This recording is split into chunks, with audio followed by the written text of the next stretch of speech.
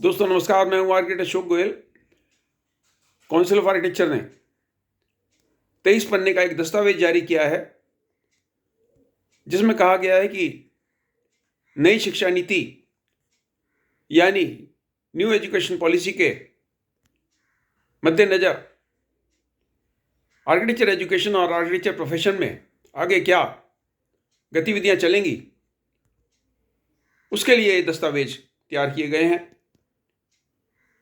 7-8 विद्वानों की एक कमेटी गठित की गई थी। उन लोगों ने बहुत सारे विचार विमर्श किए और उसके बाद 23 पन्ने का दस्तावेज जारी किया गया नई शिक्षा नीति के तहत। घूम फिर के इसमें भी वही बातें दोहराई गई जो इंडियन इंस्टीट्यूट ऑफ आर्किटेक्ट पिछले 15-16 साल से कहते आ रहे हैं। कौन सी बात? सबसे महत्वपूर्ण बात है एग्जिट एग्जाम यानी लाइसेंस टू प्रैक्टिस एग्जाम की। इसमें भी उसी बात पे एम्फेसिस दिया गया कि सिर्फ डिग्री ही मान्य नहीं होगी।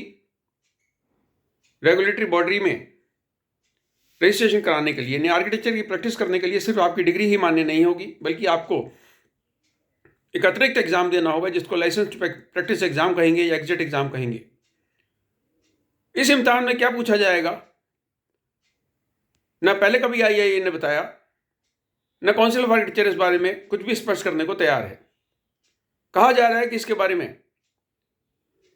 अलग से विस्तार से विचार विमर्श करके तय किया जाएगा।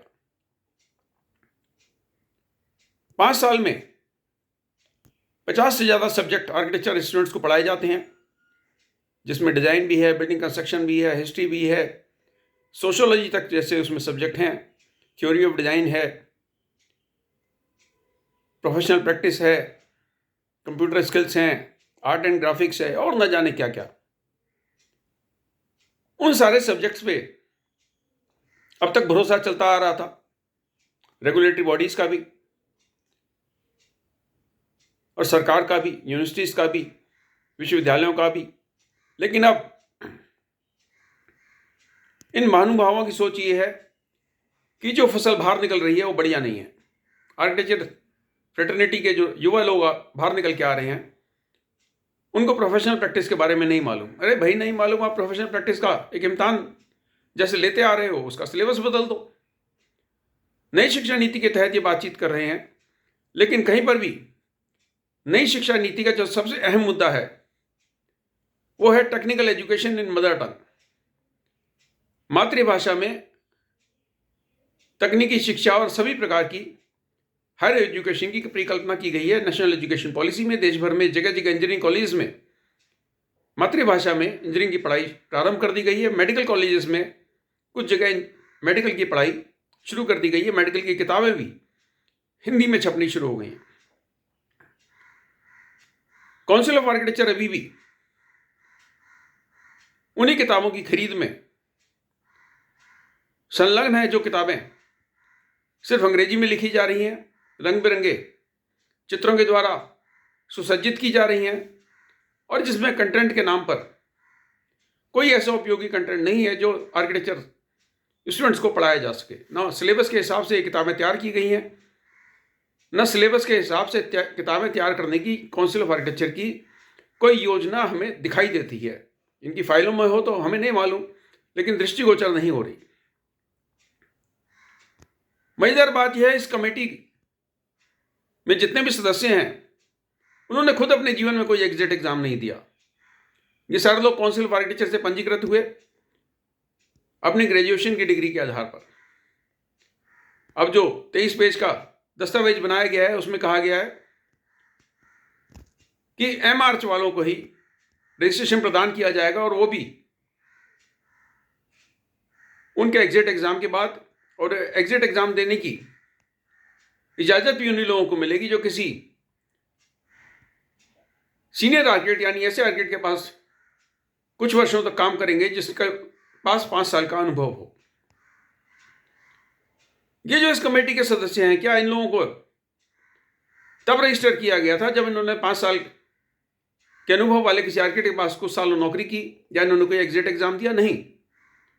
मुझे क्या तब रजिस्टर किया गया था जब मैंने कहीं नौकरी की या मैंने कोई एग्जिट एग्जाम दिया, नहीं। आज मेरी 2 दर्जन से ज्यादा लिखी हुई किताबें देश भर में पढ़ी जा रही हैं, खरीदी जा रही हैं, और मैं बड़े गौरव के साथ ये कह सकता हूं कि 10 लाख से ज्यादा पाठकों ने मेरी पुस्तकें पढ़ी हैं। काउंसिल के पहले प्रेसिडेंट JR भल्ला साहब ने मेरी पहली पुस्तक की प्रीफेस लिखा था 1980 में। 79 में मैंने आर्किटेक्चर पास किया था। 1 साल में पूरी कड़ी मेहनत के बाद ये पुस्तक तैयार की, जिसका प्रीफेस लिखा काउंसिल ऑफ आर्किटेक्चर के प्रथम प्रेसिडेंट JR भल्ला साहब ने। वो दूरदर्शी लोग थे, उनकी सोच विशाल थी। 1981 में मेरी अगली किताब 51 हाउस डिजाइन का प्रीफेस लिखा कन्विंदे साहब ने। इन दोनों विद्वानों ने, ना कन्विंदे साहब ने ना JR भल्ला साहब ने, मेरे से यह प्रश्न पूछे कि तुम जुम्मा 1 साल पहले तो आर्किटेक्चर पास करके आए हो, तुम लोगों को क्या दोगे? मुझे याद है 4th ईयर में हाउसिंग में हमारी जूरी में आए थे कन्विंदे साहब।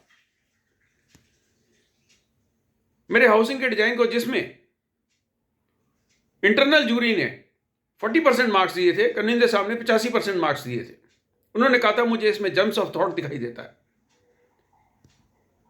ये लोग नए विद्वान जो नीति निर्धारक बन के बैठे हैं, ये जम्स ऑफ थॉट को नहीं समझते,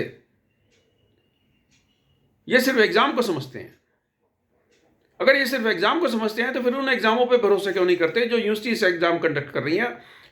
उन एग्जामों पे भरोसा क्यों नहीं करते जो school of planning and architecture जैसे प्रतिष्ठित संस्थान कंडक्ट कर रहे हैं, उसके एग्जाम कंडक्ट करने के बाद ये डिग्रियां प्रदान करते हैं? काउंसिल ऑफ आर्किटेक्चर द्वारा जारी किया गया दस्तावेज आप पढ़ें, 23 पन्ने का दस्तावेज। इस पर आपत्तियां मांगी गई हैं, इस पर सुझाव मांगे गए हैं। यह अलग बात है कि इन सुझावों को, जैसे अमेंडमेंट्स के बारे में सुझाव मांगे गए थे आर्किटेक्ट एक्ट के अमेंडमेंट के बारे में, और उनको पेपर शेडर में डालकर नष्ट कर दिया गया था। इस तरीके से हो सकता है इन सुझावों को नष्ट किया जाए। मेरी भाषा, मेरी वाणी आपको कठोर लग सकती है, लेकिन ये सत्य है। सत्य को आप नकार नहीं सकते, मेरे को सत्य बोलने से आप रोक नहीं सकते। ये सत्य है कि आर्किटेक्ट एक्ट में अमेंडमेंट के बारे में काउंसिल ऑफ आर्किटेक्चर ने लोगों से सुझाव मांगे थे, 250-300 सुझाव मिले थे। सारे सुझावों को नकार दिया गया था और आर्किटेक्ट एक्ट में 4 लाइन का एक अमेंडमेंट का प्रस्ताव बना के सरकार को भेजा गया था। इसी तरीके से ये जो 23 पन्नों का दस्तावेज है, इसके बारे में भी जो सुझाव मांगे जा रहे हैं, अगर आप इन सुझावों को भेजने में अपना समय लगा रहे हैं, समय नष्ट कर रहे हैं, जरूर कीजिए, क्योंकि इन नीति निर्धारकों की सोच अलग है, मेरी और आपकी सोच अलग है। इंजीनियर्स के मार्ग में कोई रोड़े नहीं है। 4 साल की इंजीनियरिंग के बाद उसको development authorities, municipal committees building plan submit करने का, भवन के सुपरविजन करने का, भवन की कंस्ट्रक्शन करने का